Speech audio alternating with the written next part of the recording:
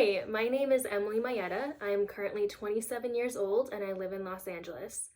I earned my bachelor's degree in biology with a minor in education from UCLA in 2017. Upon graduating, I joined Teach for America, in which I became a high school biology teacher. I taught biology, AP biology, and research for 4 years in Miami. And during that time, I also earned my master's in education from Johns Hopkins. And during that time, my experiences with my students and teaching a science, along with my prior knowledge of science from my degree, I realized I have a huge passion for healthcare and decided to make this career change. And I think that your university is the best route for me to take. Since I already have a degree in science, I think the accelerated nursing program is the best option for my next steps.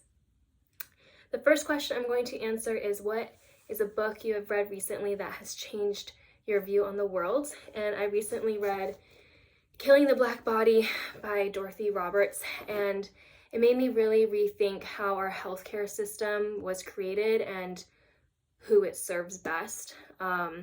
Historically in this country, the Black community was exploited, specifically when it comes to maternal health care and gynecology, obstetrics, access to birth control, and family planning.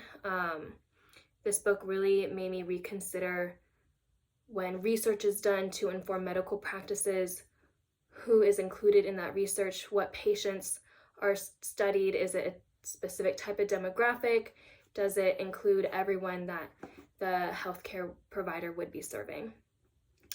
The other question I would like to answer today is how I deal with failure. And as a first-year teacher, I had many fails. I had some wins too, of course, but a lot of failure and a lot of learning myself my first year teaching.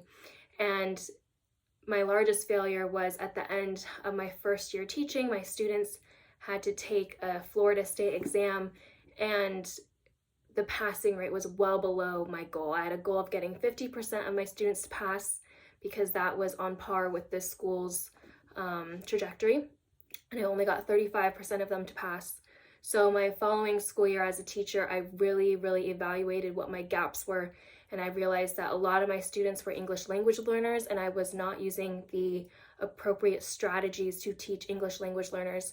So I taught myself, I sought out resources, I went to professional developments on how to be the best teacher for English language learners, and at the end of the year, I had 67% of my students to pass. That was the highest in the school's history. Thank you.